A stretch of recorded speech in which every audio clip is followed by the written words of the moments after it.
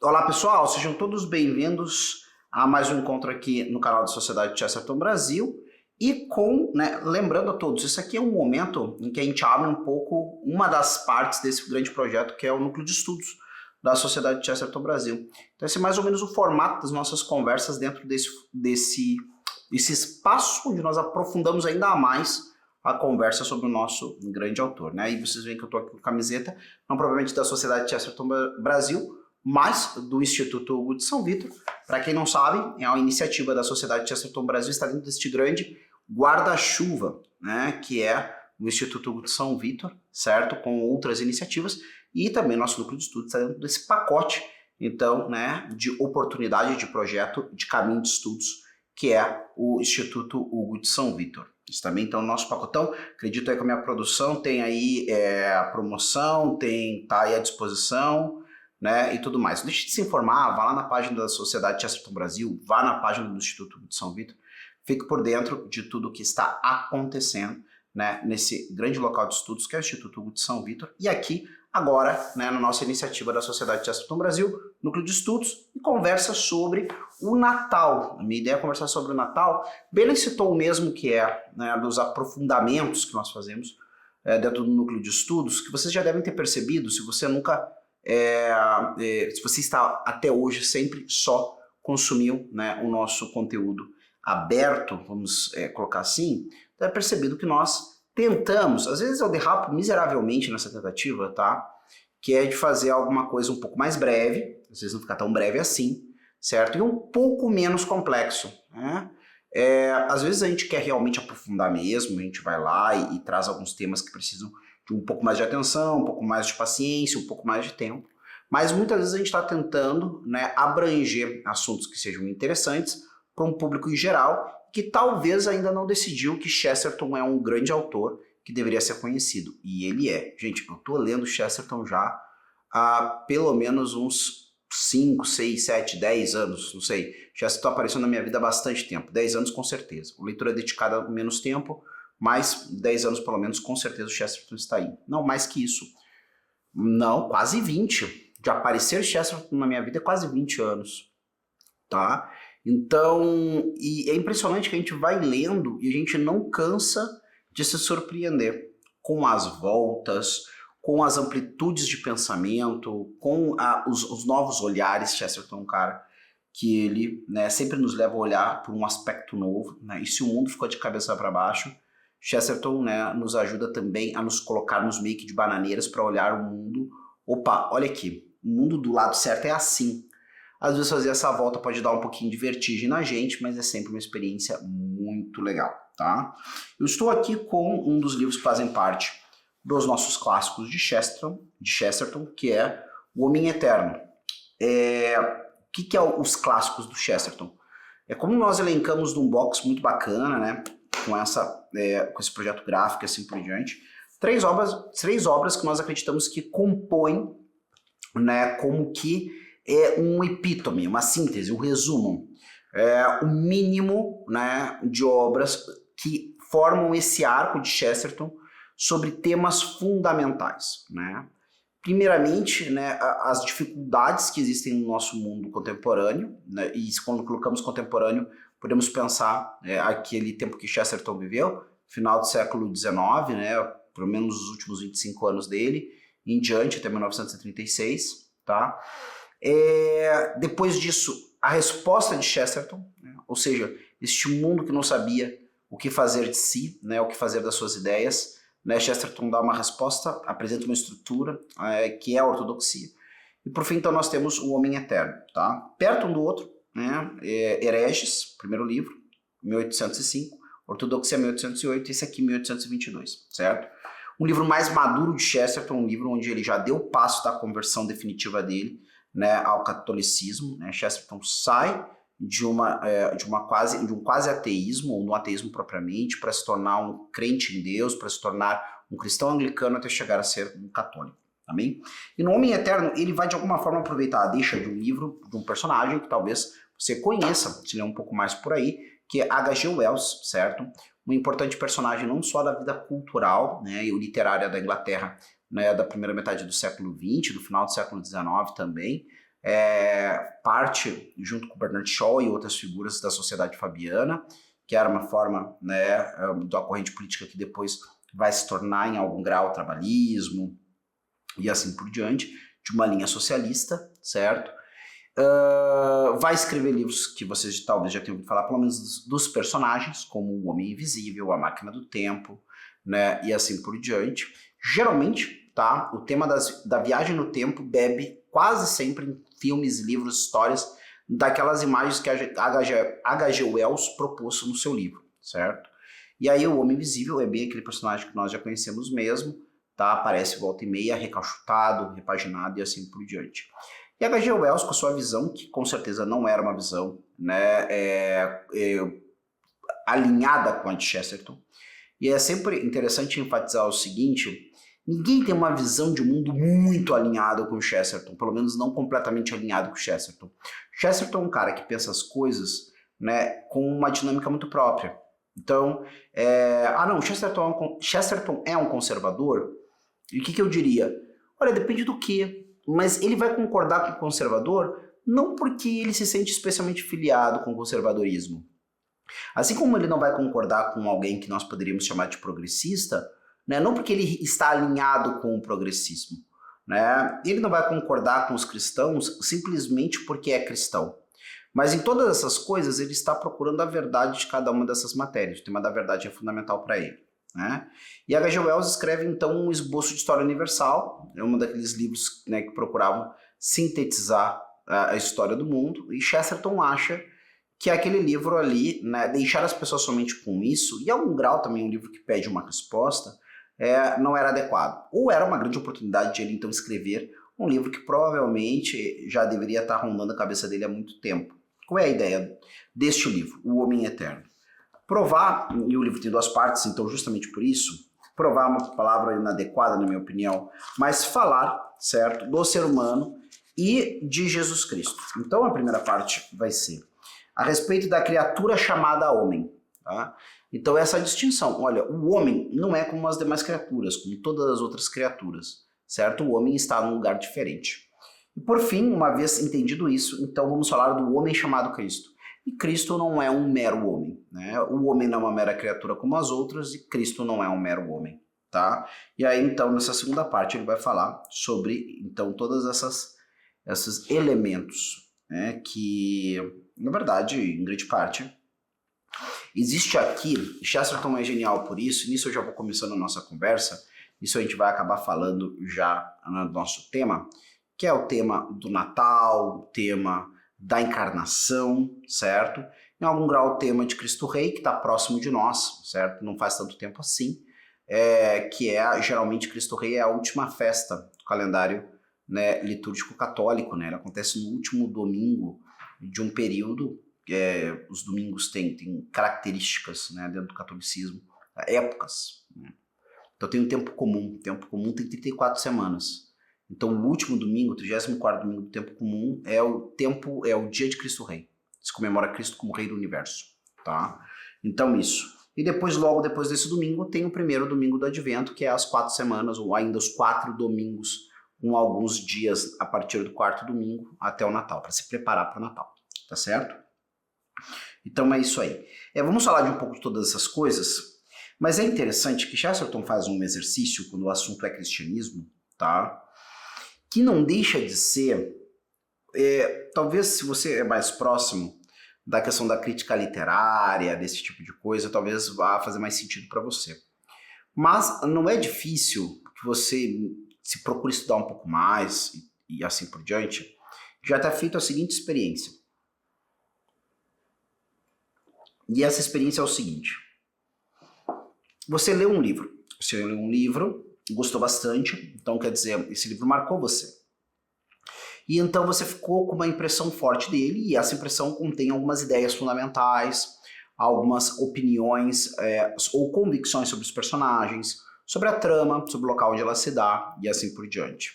E talvez algumas das coisas mais interessantes para você possam, e aí você tem aquele interesse a mais, então você acabou de ler o livro, mas você não quer sair do universo do livro. Talvez você ainda não tenha aquela disposição para recomeçar o livro como alguns comentam, né? Que, quantas vezes você leu aquele livro? Olha, a primeira vez já li 2 vezes. Como assim? É que quando acabou, gostei tanto que comecei imediatamente de novo assim que acabou. Bom, tem gente que gosta tanto do livro desse nível. Mas imaginemos que você não fez isso. Você terminou aquele livro, então você vai procurar mais coisas sobre o livro. Você quer encontrar pessoas que também leram. E você está esperando ver se as opiniões das pessoas batem com a sua. E aí então vai aparecer aqueles comentadores de livro que tem em vários lugares. Eu vou tirar algumas coisas mais dinâmicas. Vamos pensar que você foi para um canal que apresente mais, né, tempo de fala, 17, 20, 30 minutos, você falando do livro. E é sempre uma experiência interessante que as pessoas, né, elas têm leituras que podem ser muito diversas da nossa, tá? Tem leituras que elas são...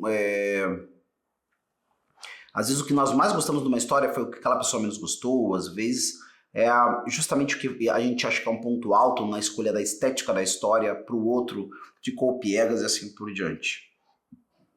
E sempre causa, né, algum estremecimento, né, no nosso, poxa vida, mas eu gostei tanto do livro, e esse cara, principalmente quando é um resenhista que a gente admira, pô, o cara não gostou, e assim por diante. Bom, o que acontece com Chesterton, em grande parte, e eu acho que é por isso que ele se tornou tão acessível, e a gente percebe um claro eco disso que Chesterton faz em C.S. Lewis, por exemplo, é essa capacidade que ele tem de fazer muita coisa nova com muita coisa já conhecida, tá? Então Chesterton aqui, ele não está fazendo, em grande parte, quando analisa a figura de Jesus Cristo, um recurso a vários elementos externos ao Evangelho, né? Externos àquilo que o homem comum pode saber pegando a Bíblia, ou mesmo aquilo que o homem comum pode conhecer se ele olhasse com atenção. Infelizmente nós não moramos num país que tenha tantas igrejas assim, tá? É ótimo morarmos no país que moramos, o problema é não ter tantas igrejas assim, com belos vitrais que contam a história toda da Bíblia, a história da salvação, né, e assim por diante. Tá? Então, mas eu diria que no contexto do Chesterton, que é a Inglaterra, mesmo uma pessoa com pouca instrução que olhasse, né, para os vitrais, já ia inferir várias coisas. Se tivesse, né, um catequista ou um padre paciente que lhe respondesse as perguntas, ia conhecer a essência da história. Tá? Tirando o fato de que todo o inglês até a época onde Chesterton vive, né, cresceu ouvindo falar das coisas da Bíblia. Né? Já participou de alguma quermesse de bairro, então de alguma encenação da paixão, do Natal e assim por diante. Então assim, o Chesterton ele trabalha com elementos que são conhecidos das pessoas. Isso ajuda as pessoas então a terem o que burilar a partir das coisas que ele fala, ter o que pensar a partir das coisas que ele fala. E ele vai criar, em grande parte, uma certa escola disso. Se a gente vai parar para pensar no que faz Lewis, como eu citei, como faz uma outra autora que é a Dorothy L. Sayers também, quando escreve peças, tornando meio contemporâneas a vida de Cristo, né? Ou seja, colocando elementos modernos dentro da narrativa de Jesus, em algum grau é o que acaba acontecendo naquele o homem que nasceu para ser rei. Tá? E o que Chesterton vai fazer aqui é justamente isso. Ele vai pegar esses elementos do Evangelho e vai colocando numa sequência onde ele vai apresentando para nós o que de fato o Evangelho está falando. Isso é importante. E ele estabelece, no fundo, para o cristianismo, ou para a apologética cristã, ou para aqueles que se preocupam em propagar a ideia do cristianismo, certo? Ou melhor, a crença em Jesus Cristo como Deus, né, verdadeiro Deus, verdadeiro homem, morto e ressuscitado, tá? Que, em grande parte, o problema não é o quanto é incrível a questão, né, das coisas que são narradas no Evangelho. Esse não é o grande ponto. O enrosco que nós estamos metidos como humanidade, se nós pararmos para olhar com bastante detalhe, a gente vai perceber que a gente realmente precisa de alguma medida, né, milagrosa, ou alguns quase dizem esse tipo de coisa para nós. Olha, o mundo está tão errado que acho que ele tem que ser feito de novo. Às vezes eu já ouvi dizendo assim, mas o mundo foi feito meio errado, né? Aí, claro, a gente sempre tenta fazer aquela eu particularmente sou católico, diz assim, olha, o mundo foi feito certo, a gente quer dar uma boa esculhambada nas coisas. Tá? E assim por diante. Alguém vai colocar, né, o contraponto da história de que não, mas então por que Deus deixou a gente pegar e esculhambar as coisas, né? Então, todas essas perguntas muitas vezes acabam aparecendo para as pessoas. Mas Chesterton vai nos mostrar, e aí é que eu falo, tá? Ele vai nos chamar a atenção como as propostas e as soluções, certo, que o cristianismo dá, elas são muito adequadas ao problema que nós vemos ou à realidade que nós vemos. E elas são coerentes entre si. Em algum grau, ele faz com a gente, também em matéria de religião, também de filosofia, em mais de um caso, o mesmo processo que ele comenta que foi feito ou que se faz com as histórias de fadas, por exemplo.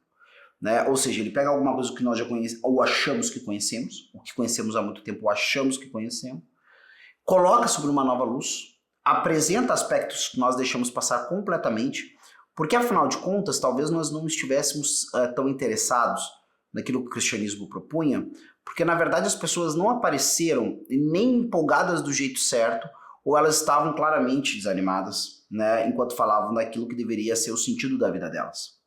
E quando eu falo isso, tanto desânimo contra uma empolgação que parece coisa de gente insana, tem praticamente o mesmo efeito sobre quem ouve uma mensagem. Nós não queremos, né, acreditar na mesma coisa que uma pessoa que parece estar fora do juízo. Assim também como parece que não faz muita diferença acreditar em alguma coisa que uma pessoa que parece que está bem, né, vamos dizer assim, bem vivendo a vida de todo mundo, né, nos fala que deveria ser algo que evoluciona a nossa vida, que muda todos esses paradigmas. E eu acredito que, sobretudo, Chesterton nos ajuda a enxergar, tá, que, de fato, né, se nós vamos juntar todas as peças do que é a narrativa cristã, tá, nós nos juntarmos para olhar, né, o que apareceu, qual é a mágica que apareceu dessas peças, então nós vamos perceber, né, que realmente nós não deveríamos, né, estarmos meramente ouvindo respeitosos ou querendo, né, que uma obrigação fosse cumprida logo ao final de um discurso. Nós deveríamos estar empolgados, com o coração pulando e descobrindo que realmente faz sentido acreditar, né, que toda aquela narrativa ali pode ser verdadeira, tá? Ou tem que ser verdadeira para o nível do problema que ela resolve, e que entre si ela faz sentido, mesmo que mais de uma coisa dentro dela não sejam intuitivas, né? Porque para nós, gente, e é isso que eu quero chamar a atenção para vocês, dentro desse capítulo de Chesterton, muitas ideias ali, né, que fazem sentido dentro da história, não são coisas tão intuitivas assim, tá, para nós. Aliás, vamos parar para pensar que nós temos, por exemplo, né, uma ideia fundamental, tá, do Natal, que é a associação da nossa salvação a uma criança inerme, né?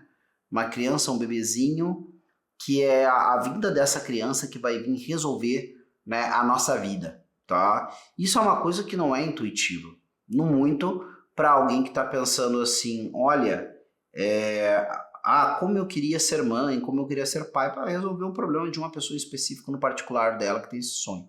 Mas toda a humanidade. Ou seja, que todo esse drama enorme, todo o problema de todos os homens violentos e poderosos que existem por aí, vai se resolver porque um filho foi nos dado, como diz Isaías, tá? E aí é como Chesterton começa, né, a partir do mistério do Natal, é que o Chesterton começa esse livro dele sobre, vamos dizer assim, história da humanidade, mas mais do que história da humanidade, o sentido profundo da história da humanidade, certo? Ele começa as duas partes do livro na caverna, então eu tenho, né, no primeiro capítulo, e é isso que é interessante, né? Ele não vai fazer isso com todos os capítulos, tá, pessoal? Mas especialmente ele cuidou de fazer isso no primeiro capítulo das duas partes, que é o homem na caverna e o outro é o Deus na caverna, tá?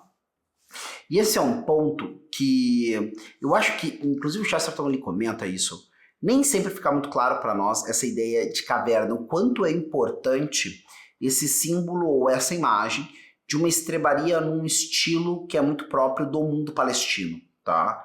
Que é você fazer um abrigo para os animais aproveitando já alguma concavidade, né, algum reduto já existente na rocha, certo? A gente tem muita ideia de caverna, muita ideia do estábulo, certo? Mais ou menos como aquelas estruturas que a gente constrói quando a gente vai fazer a parte da fazenda, que é onde as pessoas moram, onde os bichos comem, os potreiros da vida e assim por diante, tá? Mas o Chesterton, ele foca nisso. Então isso é importante que nós assumamos essa ideia também, tá? Senão as coisas começam, vamos dizer assim, a não fazer sentido, não é o caso.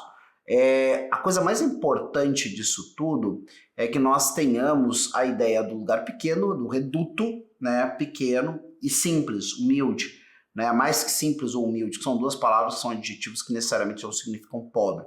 Então a coisa que a gente tem que pensar é pobre, né? Nós estamos, né, com alguns adjetivos na jogada, né? O primeiro é pobreza, ocultação, pequenez, tudo é pequeno, tudo é pobre, tudo é despojado. É nesse ambiente, tá, que é onde, então, Deus vai se encarnar, certo? Isso é absolutamente contraintuitivo? Olha, absolutamente não diria. Eu acho que nós temos alguns elementos que estão aí como intuições rondando, né, a história e a mitologia universal, mas nada tão próprio, tão próximo assim, que possa gerar coisas como, não, tudo é um único monomito, da qual o cristianismo nem é o mais antigo, e assim por diante. Né? É que nem dizer que eu estou falando da mesma história, porque nela alguém bate numa pedra e o outro senta numa pedra. Não, então é a mesma história, porque as duas têm pedra na jogada. Né? É o exemplo até que o Chesterton usa, certo? Então a gente vai começar aqui. Então já vai começar relembrando a gente da história, do porquê que ele está fazendo esse livro, né? Esse esboço da história humana começou em uma caverna, a caverna que a ciência popular associa com o homem das cavernas, onde descobertas empíricas, na verdade, encontraram desenhos arcaicos de animais. A segunda metade da história humana, que foi como a criação de um novo mundo, também começa em uma caverna. Então, essa é a primeira coisa, né, pessoal? Às vezes, eu acho interessantíssimo. Essa é uma ideia que eu me deparei depois de muito tempo na igreja já, né? Uma nova criação, um novo céu e nova terra. A gente pensa muito isso em relação, inclusive, a essa celebração de Cristo Rei agora, né? Que não faz muito tempo, e que nos coloca diante do horizonte do fim do mundo, e quando Cristo vem como rei, né? Rei para mandar, para julgar, para tudo mais, certo? E haverá um novo céu e uma nova terra, tá? Essa transformação do mundo, né, para o pensamento cristão, ele não começa somente ali quando se dá, né, quando se dará a volta de Jesus. Acontece já quando esse evento se dá, que é a encarnação.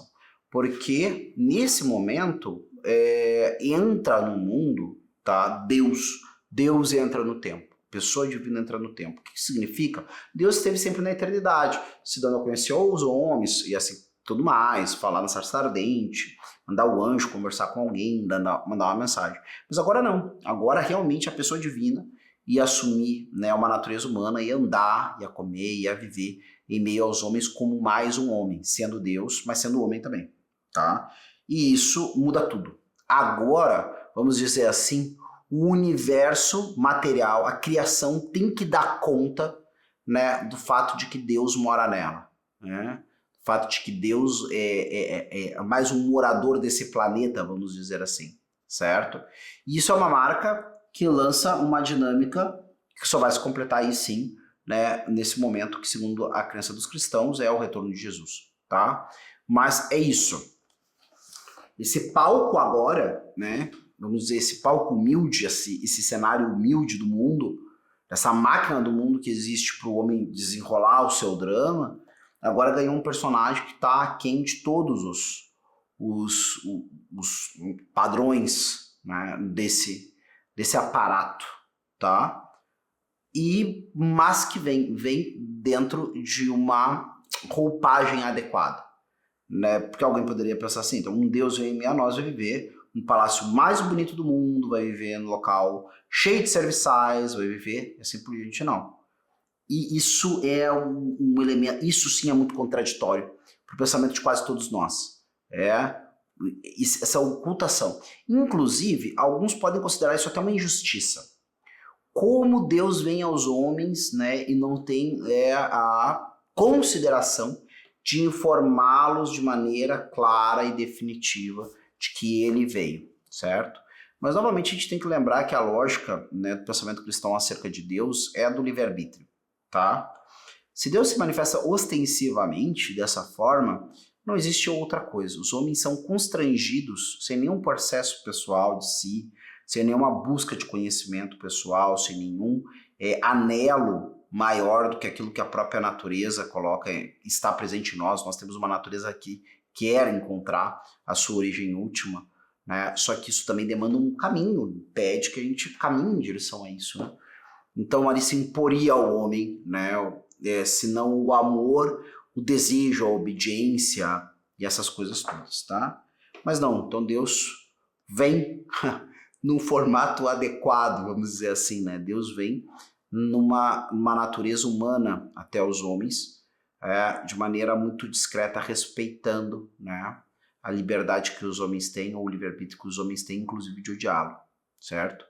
E isso prova-se de maneira muito patente desde o primeiro momento, ou pelo menos dos primeiros momentos da existência de Cristo, que já é marcado, né, primeiro pela patente rejeição, né, daqueles que estão ali. Desculpem, né, eu duvido Iodó que se as pessoas soubessem quem está ali para nascer, se elas não iam achar, dar um jeito, qualquer que fosse, para instalar a bem-aventurada Virgem Maria em algum lugar adequado, né, para uma mulher, mesmo que pobre, né, dar à luz ao seu filho, tá? Então, assim, não existe um mundo possível em que iam deixar Deus nascer em qualquer lugar jogado, num potreiro, né, no meio dos animais, assim por diante, certo? Então, no fundo, começa com isso. Existe um descaso, existe uma rejeição, existe uma coisa desse tipo. E depois, mas percebam, desde o primeiro momento, certo? Cristo quer contar com a anuência dos homens livremente, né? Ou seja, poderia constranger, né, os demais a darem, né, a melhor habitação, tudo mais, aquelas coisas todas. Mas assim não foi, certo? Depois, o outro evento que nós temos, quase na sequência, no nascimento de Cristo, é a perseguição de Herodes. Então, de forma alguma, a ideia... Depois nós temos esse interrênio, né, onde temos os magos, eles são párias em algum grau, não por causa de um problema de pobreza e tudo mais, mas não adianta, por mais que fosse qualquer homem ou qualquer pessoa nas suas dignidades, são estrangeiros, não são filhos da aliança. E por outro lado, nós temos os pastores, né? Os pastores vivem uma vida, né, atípica do ponto de vista da sociedade urbana, tá? E muitas vezes são homens que não tem como, né, manter uma vida que dê conta, né, da honestidade ritual, certo? Ritual X de purificação, ritual Y de purificação, não comer isso, não comer aquilo, e assim por diante. E esses são, então, né, os primeiros destinatários, né, do conhecimento, certo? Da realeza e da divindade de Jesus, tá? Então, ou seja, mas olha que interessante, homens simples que são capazes de acolher um anúncio, né, ostensivo, certo? Mas que ansiavam, tinha uma simplicidade que, né, é a presciência de Deus, saber que não resistiria, né, ao Deus que se mostrasse, certo? Mas isso não é uma ferida ao livre-arbítrio, né? É dar às pessoas aquilo que elas de fato buscam. E do mesmo lado dos magos, né? É a mesma questão, são homens que estão em busca, então, daquilo que eles acreditavam que a estrela, ou o sinal que eles viram no céu preconizava, tá? Então a gente tem... E depois disso é a perseguição, Jesus tendo que, né, com os seus pais ir para o Egito, lá se instalar, volta-se a Israel com ainda algum medo da permanência, né, da dinastia de Herodes, precisa então ir para a terra da Galileia, né, ir lá para Nazaré e assim por diante, tá? E Cristo vai encontrar isso. Então é até uma coisa interessante, né? Se a gente vai olhar, isso fica uma reflexão de Natal, vamos dizer assim, que se a gente, especialmente se a gente é cristão, e eu digo, o grande interesse, né, de uma conversa como a que nós estamos tendo é pensar, né, essa integridade, essa coerência interna da narrativa dos evangelhos, porque isso é muito basilar para nós, né? Não tem como viver a nossa parte do mundo e não topar nisso. Então, bom, pelo menos em termos culturais, civilizacionais, isso é um conhecimento, né, não só interessante, mas importante, certo? Dependendo em que ambiente você está, ou com que materiais e objetos culturais você lida, é urgente. Mas para quem tem fé, fica também uma reflexão muito própria. Cristo, quando, né, no meio dos homens, não se privou de passar por muitas provações, ou muitas dificuldades, né, de maneira que chega até o cume da paixão, certo? Então, também não desanimemos diante da nossa vida. E aí, então, eles vão falar, né, sobre o estábulo. Foi aquele subterrâneo. Então, nós temos que lembrar que Chesterton, sempre quando fala, né, do estábulo, ele está presumindo uma caverna, tá? Não preciso explicar o que é uma caverna do ponto de vista que ele está falando, ou preciso, é o que eu vou fazer.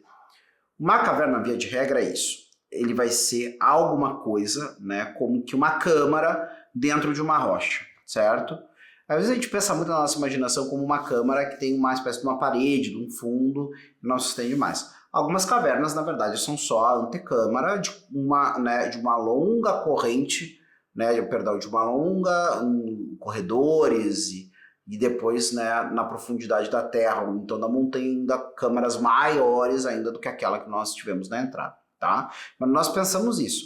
Ela é uma câmara, né, que possui uma entrada para a superfície e que fatalmente vai estar metida numa rocha que pode ser escalada ou caminhada por cima, né? Então é um subterrâneo, é um embaixo da terra, né? Porque tem terra por cima, tem mais tem terra por cima dessa entrada, dessa câmara, ou essa câmara está propriamente na terra, né? Praticamente ao resto do chão, a rocha é um pouco mais elevada que o chão. E aí, então, eu vou ter, né, essa entrada com essa câmera praticamente, né, embaixo mesmo do solo onde eu estou pisando. Então, as cavernas têm essa característica, elas podem ser consideradas assim subterrâneos. Então, nesse subterrâneo, um casal sem teto se abrigou junto com o gado, quando as portas, né, do Caravansarai, que é um nome lá para uma espécie de estalagem, né, da Palestina, se fecharam para eles. E foi ali, sob os pés dos passantes, em um celeiro debaixo do assoalho do mundo, que Jesus Cristo nasceu. Mas nessa segunda criação, havia realmente algo de simbólico nas raízes da rocha primordial ou nos chifres do rebanho primordial. Deus também era um homem das cavernas e também traçava formas estranhas de criaturas, curiosamente coloridas na parede do mundo, mas as figuras que ele criou ganharam vida. Um grande corpus de lenda literária que está aumentando e nunca terá fim, repetiu e ecoou as mudanças daquele paradoxo simples, que as mãos que criaram o sol e as estrelas eram pequenas demais para alcançar as cabeças dos animais. Nesse paradoxo, nessa quase piada, toda a literatura da nossa fé é fundada. É quase uma piada, por exemplo, no fato de ser algo que o crítico científico não vê. Ele explica laboriosamente a dificuldade que nós enfatizamos de forma desafiante e até desdenhosa e condena como improvável algo que nós todos já exaltamos loucamente como inacreditável. E o que ele quer dizer, e o que o Chesterton quer dizer com isso, gente, especialmente, você já tenha sacado, mas se não, ele está querendo dizer assim, pessoal, ninguém está discordando, certo? Que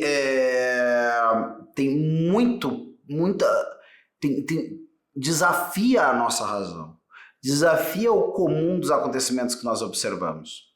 O cara vai lá e diz que é improvável uma coisa que nós nem diríamos que é improvável, uma coisa que nós diríamos que é praticamente impossível. Tanto é que no diálogo da Virgem Maria, né, com o anjo Gabriel, né, ele chega a falar tais coisas aconteceram, tal coisa vai acontecer. E aí, né, o anjo Gabriel diz que para Deus nada é impossível. Mas do nosso ponto de vista, a gente diz é impossível isso aqui. Então, quando o cara está dizendo um improvável, mesmo os cristãos dizem que isso é impossível, com algo que aí ele vai que nós todos já exaltamos loucamente como inacreditável, como algo que é bom demais para ser verdade. Mas é verdade. Isso é o ponto. Nenhum cristão discorda, né, que o anúncio do evangelho é bom demais para ser verdade. Só que ao mesmo tempo, a gente tem uma transmissão, uma tradição e uma série de fortíssimos sinais, para não dizer evidências, ao longo da história e mesmo no nosso presente, que faz que nós olhemos para aquilo e dizemos, opera uma força extraordinária que causa ainda nos dias de hoje coisas que nós não temos como explicar, né, com a nossa razão natural. Certo? Eu sempre tenho pensado ultimamente, isso que eu não tenho uma devoção especial enquanto afeto, né? Mas eu penso, a última coisa que me surgiu, assim, que eu achei assim, nossa, cara, que absurdo. é alguém como, por exemplo, São Carlos Acutis, tá? Chama atenção porque, olha, eu olhando a história do rapaz, eu não vejo nada do outro mundo, tá? Nos acontecimentos que envolvem a vida dele do ponto de vista de que, beleza, é um rapaz que se converteu, um rapaz que tinha um testemunho muito bonito. E aí? Só que esse rapaz causou um tal efeito no entorno dele que levou uma mãe e um pai, né? Uma mãe completamente indiferente à religião, ou pelo menos não tão fervorosa, certo? A voltar para Deus, né? E assim por diante. A buscar fazer teologia para compreender aquilo que era tão importante para o filho. Um empregado, né? Um empregado indiano que, né? Olha, talvez se eu botasse esse homem para ser convencido por alguns dos melhores teólogos do mundo, né? Ele ainda assim, né? Não ia querer virar cristão, né? E quis e se converteu graças à fala de um menino. Né? Essas coisas acontecem no cristianismo em todos os tempos, para não dizer o tempo todo. Né? Sem falar dos inúmeros milagres, vários deles documentados, eu acho impressionante. As curas todas, né? O cético para mim sempre é um sujeito que eu até hoje talvez falte no Brasil, né? Um grande cético. Né?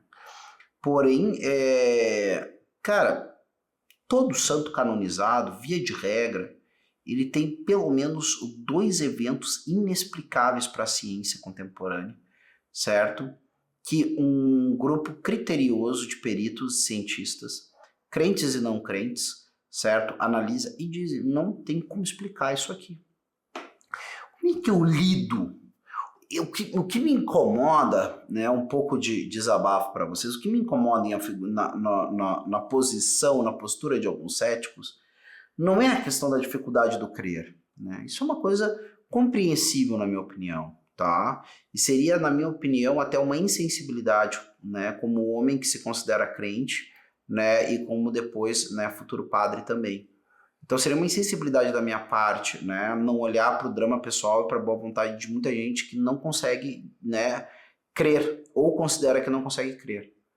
O que na verdade me deixa, né, sinceramente triste, eu não vou nem usar outra expressão, triste, é ver como diante desses inúmeros eventos, certo, que são desafiadores, né, são desafiantes para a inteligência humana, certo, a pessoa seleciona qual é o desafio, a razão que ela quer realmente levar em consideração.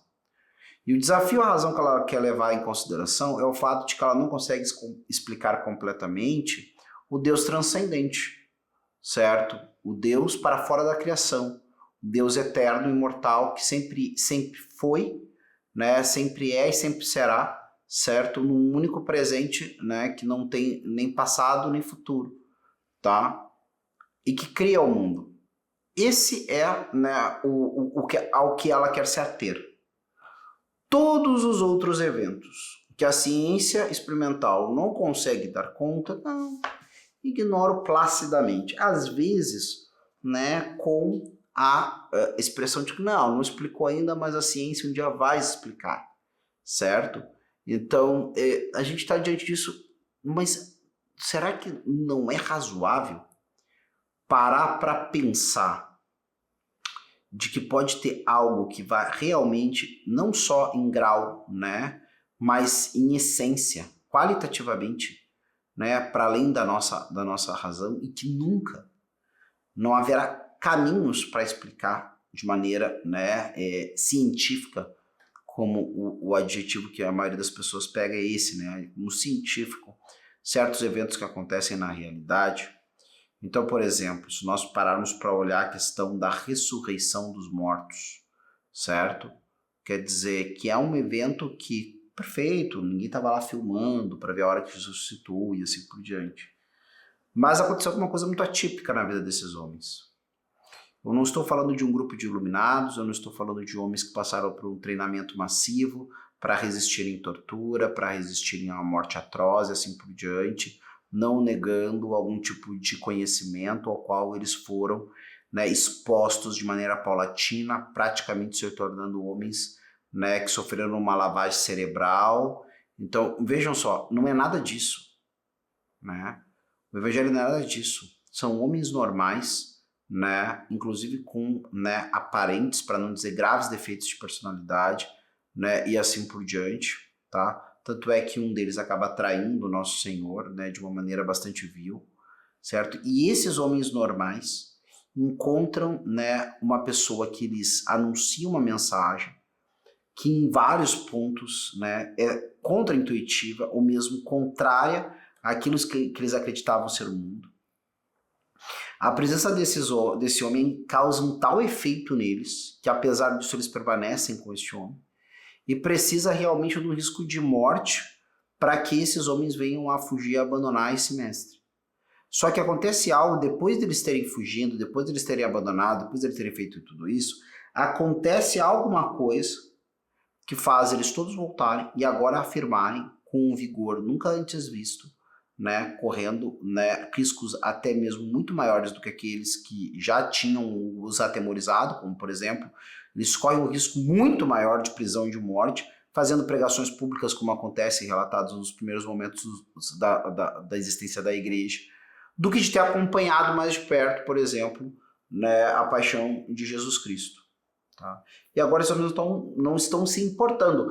E por fim, todos esses apóstolos vão ter, salvo São João, uma morte cruel.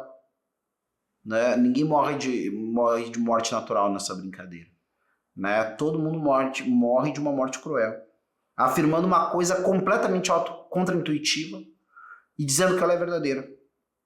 E assim vai de tempos em tempos. Se você tem um interesse especial por esse tema dos efeitos da igreja católica, assim por diante, em todo lugar que ela chega, leia um livro também que nós publicamos, né, que é Catolicismo, Igreja Católica e Conversão, né, que o Chesterton vai falar daí mais especificamente sobre isso, né, sobre como não se perde, né, em nenhum lugar onde a igreja chega o vigor que ela possui, né, apesar de ser uma religião com mais de 2000 anos, tá? Mas é isso aí. Então, isso para dizer especialmente, tá? Para pegar esse trecho com algo que é bom demais para ser verdade, mas é verdade. Quando Chesterton diz isso, ele não diz isso pretensiosamente, ele não diz isso meramente ex abundância cordis, ele não diz isso por qualquer motivo desses. E existe muita história e mesmo muita pesquisa científica, né, de diversas ciências, escrutinando a experiência do cristianismo, certo? E chegando muitas vezes, tá, à conclusão, né, de que, olha, isso aí é ou ainda isso aqui escapa. As pesquisas honestas, né, invariavelmente chegam nisso. Ou realmente as coisas são como os cristãos dizem, no caso do milagre X, do milagre Y, porque daí tu tem um objeto para observar, para testar e assim por diante. Ou então isso aqui não tem como ser objeto de estudo científico, porque está se usando categorias completamente, né, que escapam à ciência, tá? Então não tem como ser. E aí a minha opinião é que toda pesquisa, isso é só uma opinião, tá, gente? Aqui o cara que está tentando contemporizar e tudo mais acabou, aqui quem vai falar é o cristão mesmo. Eu acredito particularmente que toda pesquisa científica que for bem feita, das duas uma, ou ela vai corroborar, né, como verdadeira aquelas evidências, né, que dão voz, né, e confirmam a fé cristã, ou então ela vai admitir que ali está tratando de coisas que vão para além, então ela não pode falar nada sobre aquilo ali, né? Então ela não pode falar nada sobre consequências metafísicas. O que a gente tem algumas vezes, na minha opinião, é o seguinte: nós temos pessoas que confundem os âmbitos do conhecimento, tá? Confundem os âmbitos do conhecimento e forçam a barra para colocar tudo dentro do mesmo escopo, porque ao final de contas elas têm a convicção pessoal. E, gente, eu até onde conheço as coisas, penso que isso só pode ser objeto de convicção pessoal, tá? É uma forma de fé, tá? Que o que existe passível de ser mensurado, né, pela mente humana. Eu nem vou dizer pelos instrumentos ou nem pela ciência atual. Eu digo pela mente humana. A mente humana, se existe, a mente humana tem como mensurar, tem como conhecer pelos sentidos, tem como não sei o que mais. Se algo é absolutamente intangível aos sentidos, certo? E que ninguém como homem é capaz de experienciar pelas próprias forças isto ou aquilo não existe. Então a pessoa que tem essa fé, evidentemente também vai acabar fazendo uma ciência, vai fazer uma narrativa, vai acabar expressando as conclusões de algo que observa também baseado nessa cosmovisão. Você não tem como escapar da sua cosmovisão. Isso é muito importante, Por isso que às vezes as pessoas falam sobre a questão de imaginário, e nessas questões de imaginário elas desejam, então, explicar como é que se forma, o que acontece, por que é importante. Eu tenho ultimamente optado por falar em cosmovisão, né? Que vai para além da coisa de imaginário, certo? Que a cosmovisão é justamente a junção daqueles elementos que você conhece ou pensa conhecer do mundo e que formam um sistema.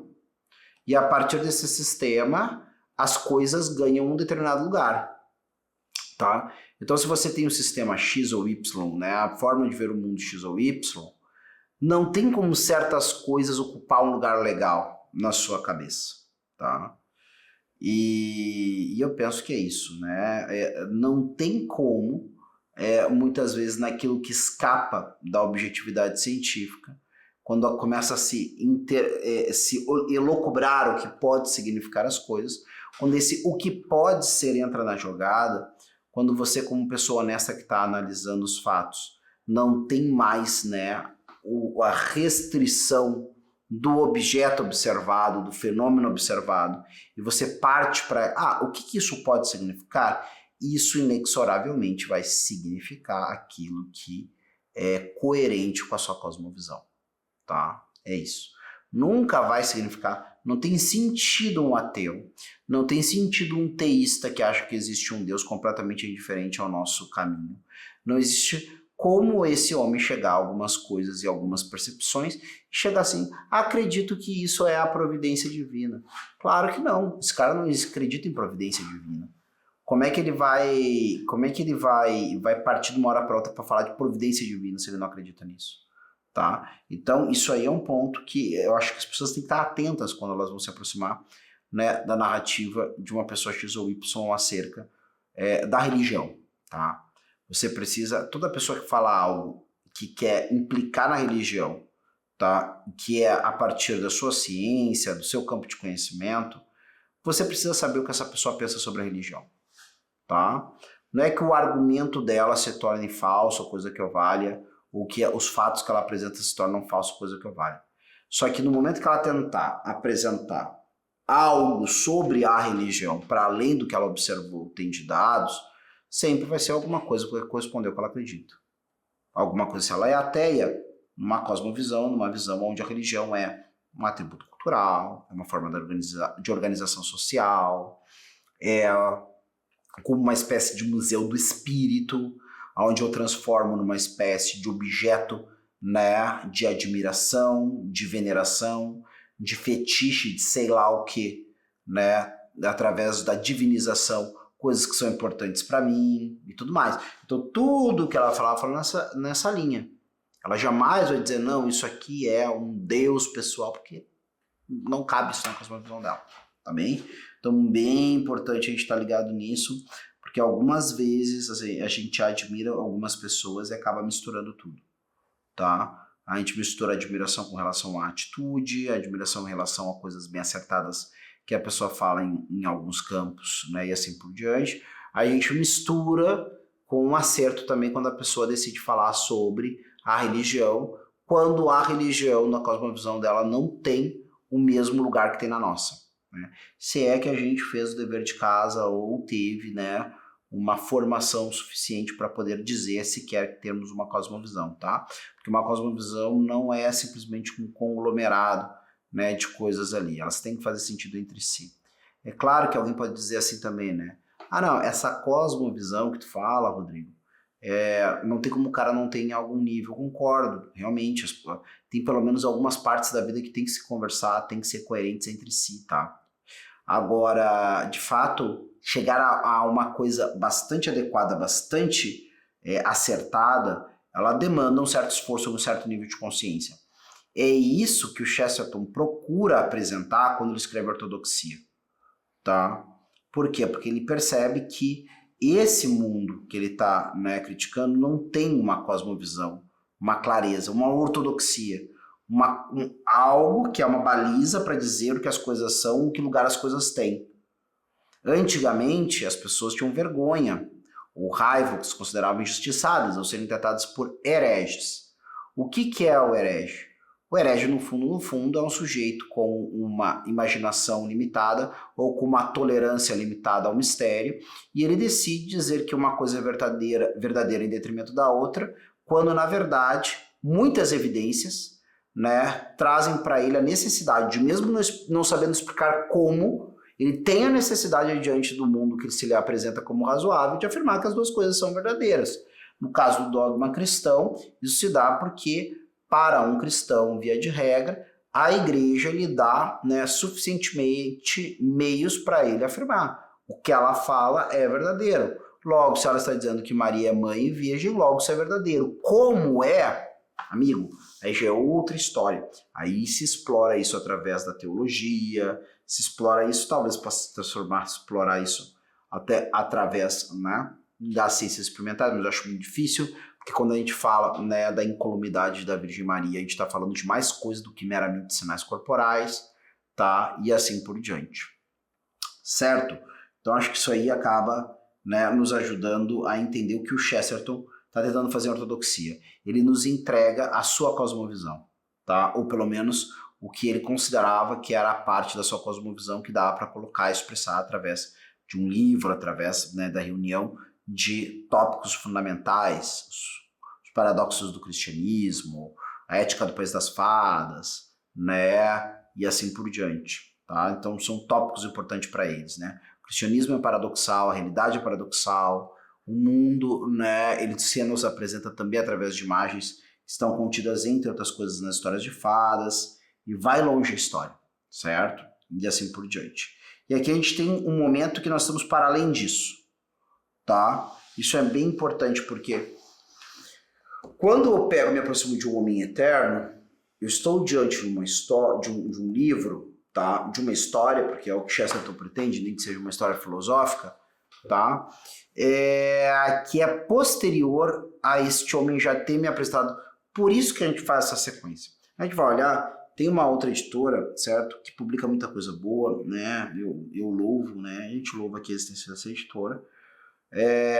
Só para vocês entenderem que a gente quer vender os nossos livros também, mas não adianta, a gente também tem um empenho de que cada vez mais coisa boa seja publicado por aí, tá? E a gente sabe que o serviço de boas publicações no Brasil é uma coisa que tem tanto por fazer que não tem como um braço só fazer, tá? Mas essa editora optou por colocar, né, no que, eu não sei se eles propõem também como uma espécie de clássicos de Chesterton, um box que tem todos os nossos mais um, que é o Tremendas, acho que é o Tremendas Trivialidades que eles colocaram juntos e assim por diante, tá? É uma edição mais simples e tudo mais, não tem todo esse tratamento que nós fizemos aqui na nossa, certo?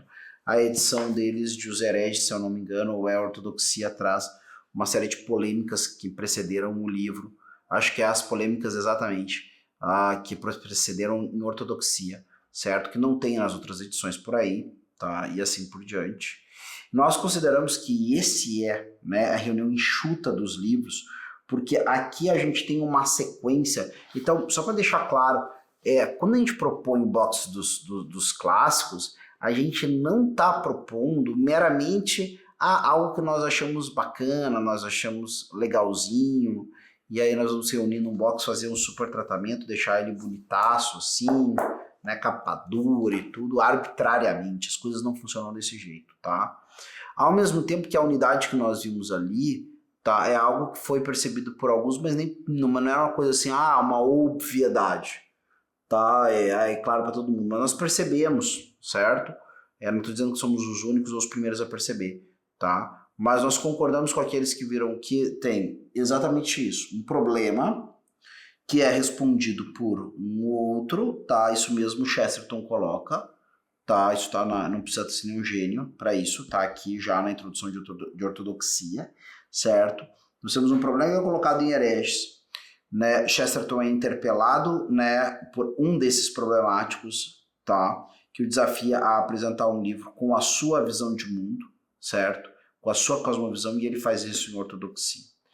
Eu acredito que o grande pulo do gato, a unidade entre hereges e ortodoxia, isso aí é meio que ponto pacífico, tá? Isso aí não tem nada do outro mundo. Eu acho até que seria muito oportuno sempre, tá? Sempre não, mas não seria nenhum absurdo, seria algo bastante compreensível, se numa edição fizessem como fazem alguns às vezes, né? Colocam um livro, aí encadernam junto com um livro o outro, e aí ele tem as capas meio que viradas, né? De um lado a capa está de cabeça para baixo em relação ao outro. Então você tem esses dois formatos. E me pareceria muito razoável fazer isso, tá? Ou então mesmo um box com esses dois livros, porque isso é evidente, certo? Quem lê Ortodoxia, né, quem lê o Hereges, né, é normal, vai ter, eu diria até para se pensar, praticamente como se eu estivesse lendo uma obra em 2 capítulos, né? Hereges e Ortodoxia, o próprio nome favorece. Se tem um problema nos hereges, então o que é a Ortodoxia? E Chesterton aí. Agora, aqui em Um Homem Eterno, tá? Nós temos uma proposta que ela é diferente, tá? Do que aconteceram nesses outros 2 livros. Mas a relação entre eles, para nós, é muito clara, tá? Quando nós falamos da verdade acerca do homem, e quando nós falamos da verdade acerca de Deus, tá? Nós estamos falando, no fundo, sobre aqueles que são o fundamento de qualquer cosmovisão, certo? Ou seja, quando Chesterton, né, vai lá e escreve a Ortodoxia, quando Chesterton vai lá e escreve o Hereges, na verdade a sequência é diferente, né? Primeiro vem Hereges, depois Ortodoxia, ele está procurando mostrar, né, algumas coisas que são... vejam, acontece uma fundamentação. Chesterton primeiro mostra assim, gente, não podemos morar na heresia, porque a heresia é um não, é um nada, não é. Nós temos que ter uma ortodoxia, porque isso é o que estrutura as nossas ações, né? É o que estrutura a nossa maneira de proceder, é o que estrutura a nossa cosmovisão. Agora, essa ortodoxia, no caso de Chesterton, possui um fundamento. E esse fundamento, já na época de Chesterton, já na época que Chesterton escreveu a ortodoxia, esse fundamento é Jesus Cristo. Tá? E aí ele vai apresentar para nós o fundamento de ortodoxia. Tá? E aí eu vou enxergar aqui. Certo? Ah, Rodrigo, quem lê ortodoxia tem que ler o Homem Eterno? É altamente recomendável. Altamente recomendável. Se eu não ler ortodoxia, né, se eu não ler o Homem Eterno, não vai valer a pena ler ortodoxia? Claro que vai, meu caro, certo? Agora vamos dizer o seguinte, se você leu ortodoxia, não tem por que não ler o Homem Eterno. Se você quer seguir avante, tanto é, gente, que eu não tô louco sozinho. Vocês vão ver que a ortodoxia termina falando de Jesus Cristo, praticamente as últimas páginas de ortodoxia sobre Jesus, né? E Chesterton já deixa isso para nós colocado, tá? Os próprios evangelhos aparecem, né, como aqueles algo com o sabor dos contos de fada, mas que é real, que aconteceu no tempo.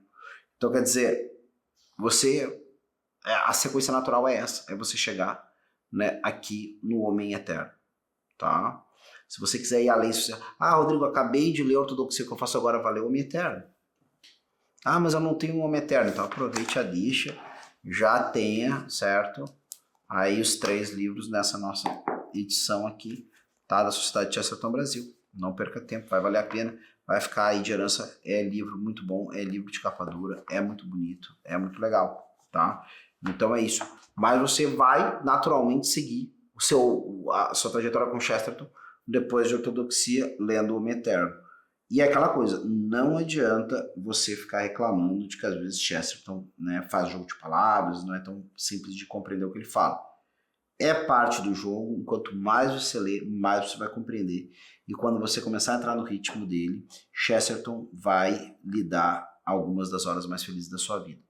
Como diria, né, o grande Jorge Luis Borges, ele dizia, olha, para mim a literatura é uma espécie de felicidade, poucos autores me deram mais horas felizes do que Chesterton, tá bem?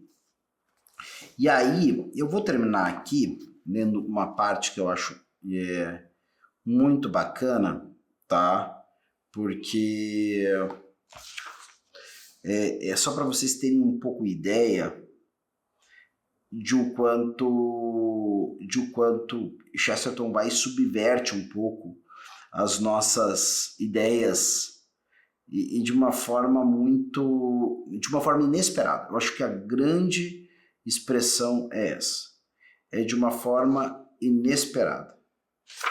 Porque justamente Chesterton, ele não deixa, tá, que nós acabemos... e por isso que algumas pessoas acabam se cansando do que Chesterton nos traz, certo? Porque ele diz assim, não, mas é que, não, é um jogo de palavra, vai e volta e não sei o que mais. E o que eu achei fantástico, uma das coisas que eu achei fantástica nesse capítulo e que eu quero ler aqui para vocês ou trazer para vocês. Chesterton nos fala, tá, que muitas vezes a narrativa do Evangelho ou a narrativa da paixão de Cristo, do nascimento de Jesus, ele poderia ser colocado talvez mais dentro de um cenário, tá, onde as coisas são compartimentadas e simples, tá? Só que nós não podemos nunca esquecer, e é isso que ele coloca aqui. Talvez pudesse ter sido melhor representado pelo expediente característico de algumas guildas medievais, quando andavam pelas ruas, empurrando um teatro sobre rodas com 3 palcos, um acima do outro, com o céu acima da terra e o inferno sob a terra. Mas o enigma de Belém era que o céu estava embaixo da terra. Tá bem? Esse pensamento chestertoniano, tá, de que toda hora para ele aparece como quando brilha, né? Paradoxos, certo? Talvez seja um dos grandes pontos, e aqui, tá, Chesterton vai estar na sua grande forma, tá, na hora de aplicar esse elemento paradoxal do cristianismo, de mostrar a sua relação íntima com o mundo e com a estrutura da realidade. Está bem? Então, isso, por exemplo, é um exemplo desses paradoxos maravilhosos que ele faz. Se Cristo estava dentro da caverna, então o céu estava, né, abaixo da terra, certo? Quer dizer, mostra que realmente essa mudança, né, essa nova criação, começa dos fundamentos, né, do mundo. Está bem? Então eu recomendo vivamente, não deixe de ler, aproveite agora esse Natal para também adquirir, se dê esse presente, certo? Que é os clássicos, né, de Chesterton, para fazer esse caminho que eu lhe disse, né? A leitura de herege, leitura de ortodoxia, e para chegar aqui, então, e conhecer os fundamentos de como Chesterton pensa o mundo, que é o Homem Eterno, uma das obras mais importantes do ponto de vista da apologia cristã. Já dizia C.S. Lewis que esse é o grande livro de apologia que marcou, né, a sua inteligência, e isso quem fala é um dos maiores apologistas que o século XX já viu.